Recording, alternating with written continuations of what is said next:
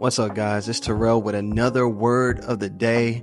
And man, now we're going to get into, you remember last time we were talking about keeping God's commandments. It's a lot, right? But what God is trying to do here is consolidate it and make it easy for us to understand what we need to do to abide in his love, as he said last time. So as we continue in John 15, let's go to verse 12. It says, "This is my commandment, that you love one another as I have loved you."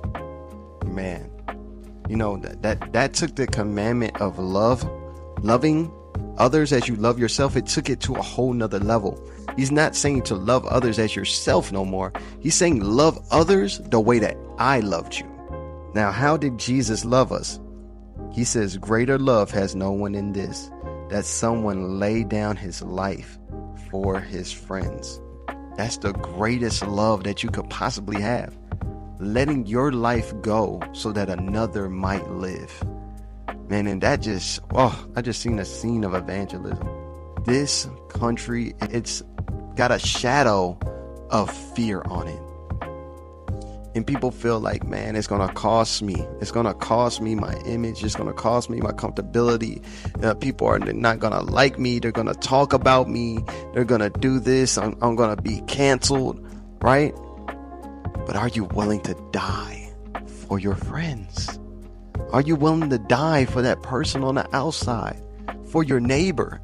The Pharisee tried to get out of it, right? He said, the lawyer, he's like, who is my neighbor? Everybody's your neighbor. And he says there's no greater love than someone lay down his life for his friends. Are you a selfish person? Are you a person where you're the one that comes first all the time? God is saying that's not love.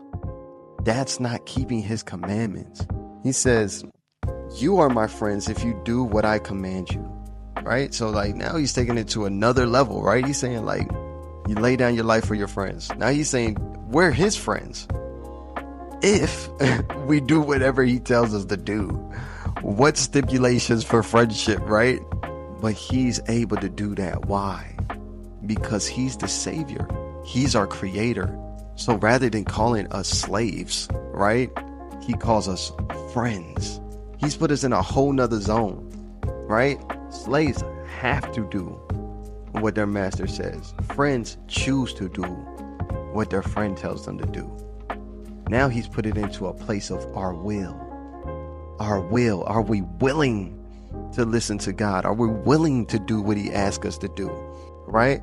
And then he goes on to say, no longer do I call you servants, for the servant does not know what his master is doing. He's given us inside knowledge. But I have called you friends, for all that I have heard from my Father, I have made known to you. Man, God has made things known to us. God is not trying to keep us in the dark of how to live this walk out. He's not trying to keep us in the dark of his expectations from us. Sometimes we can look for a teacher. We can look for a video. We can look for an influencer. We may even look to this chat to be like, this is going to feed me and guide me and teach me how to be a Christian. But what God is saying that you can get into the word for yourself because he's made all things known to us. He's called us friends. Nothing's in the dark. Nothing's in the secret. He's left his will out there for us to see, to know, and to follow. So ask yourself today, have I taken advantage of this friendship, this illumination of the word that I can have to live a transformed life for Jesus? And do I have a love that lays down its life for its friends? Our greatest friend is who? Jesus. So are you laying your life down for him? That's the question. Am I laying my life down for him? That's something that we need to take account of. All right, guys. Y'all have a great day. Let's think this through. Let's talk about it in the chat. See you later.